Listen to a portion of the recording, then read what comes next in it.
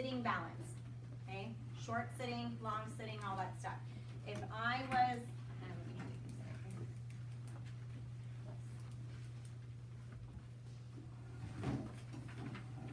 we're working on balance and creating head-on body movements and establishing their ability to control themselves, right? So,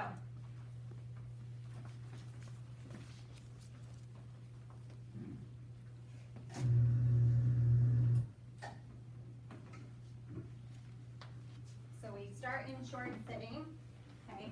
We want this patient to feel comfortable. So you remember that initial positioning I taught you a while ago, okay? With sitting in front of them. Did you guys this? Yes? No? I know you guys are tired, but give me something. Did I teach you guys this? Okay, all right. So this is a position of stability for you guys for patients, okay? Spinal cord, stroke, just unstable patients, okay? What we're doing is we are using our legs to stabilize their legs. Because if Professor Lim loses his balance, or if he is all going into that tilting position and stuff, what are his legs most likely going to do? Right? This way, okay? I need to stabilize him and keep him in this position if I'm going to work on establishing trunk control and head movements here in this position. So what I'm doing is I've got my feet, and in my clinic, I don't use my shoes because here I can use my toes to control their feet, okay, like this, okay, and I can use my thighs to, if he's spreading out this way because he doesn't have active control, I'm holding him and I'm stabilizing here and I'm using my feet this way, okay, or if he needs stability here, I'm going to come like this, stabilize him here, okay, or I'm going to stabilize him this way, plantar flexion. Okay, so wherever you guys want to go, I know it's kind of gross that I'm not wearing shoes in here, but like daily life in the clinic. Okay, so we're gonna. So I'm using my whole body to manage this patient. So if he goes into spasticity and starts kicking out, okay, what have I got? Control. Okay, and I'm gonna cue him back into flexion. Would you normally have someone behind him? Or? Initially, yeah, because he's going to feel very unstable. So we can work posterior posting. Okay, someone behind initially to start. We're working on teaching them how to come into anterior posting. Same idea. Okay, that we're working here. Okay, we're looking at our head-on body movements and we're looking at our balance here. So just sitting here, finding this position is balance for him. Okay, then I'm going to work on how far can he move his head. Okay, so where does he lose his balance? Because he needs to know how much cervical extension is going to cause him to lose his balance backwards, right? How much cervical flexion is going to send him plummeting this way.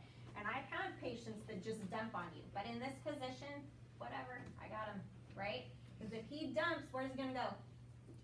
To me. And I'm going to bring him back up. Okay, here.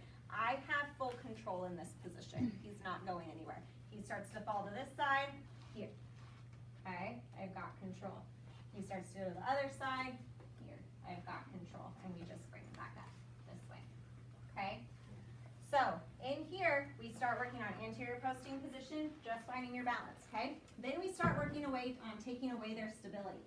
So what happens if I want to reach for my hairbrush or my cup of coffee or whatever, okay? What do I need to do? Okay, he right now is using the weight of his arms to support here. So we need to take the weight off the arm that we're going to use. We're going to teach him to adjust. Now, if he just moves laterally, he's going to go backwards, right? So we need him to shift forward and come here to support. Finding his balance point is going to be different for every person. And then we can work on bringing this hand here and bringing it back. Doesn't seem like much to you. It's very hard for these patients. Okay, even our lumbars, this is hard for them. So we can progressively work one arm moving, one arm out. Then we can work one hand here, then using this arm in and out here, okay? Then we can work both hands here, stabilizing here, because I want to be able to teach them to stabilize themselves progressively, right? They're not always going to have something to hold on to, but they're always going to have their knees, okay? So if you can teach them to balance and stabilize and find their balance point with their knees, you're doing them a favor, if possible, okay?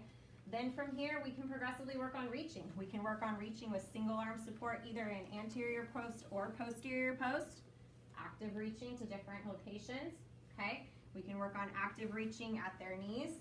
Then we start progressively teaching them how far they can come forward and where do they lose their balance point. And what happens when they come here and they lose their balance? What are they supposed to do? Throw their head back, but did they overcorrect? Okay, so you have to start teaching them where those boundaries are, and it's going to vary for every single patient. Okay, so you have to figure it out with them. Okay, we go from the knees to, hi, how are you doing? Okay, back down here. We go from the knees to, officer, I swear I didn't do it.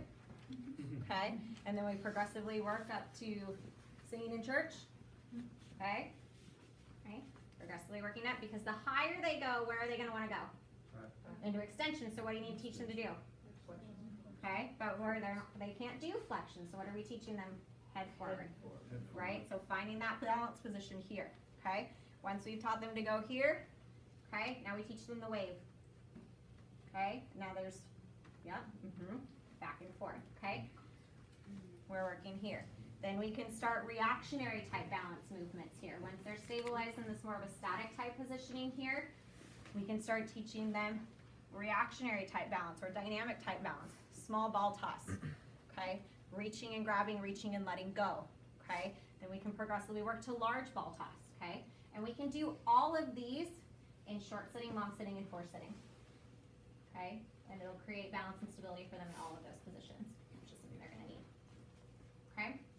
Other treatments that you should be doing, once the patient is able, put them in prone, okay? Prone on elbows is huge for these patients. It's great for their extension. It's great for their head control. Okay. Good for their shoulders, especially ones that are affected in their shoulders, like your incompletes and stuff.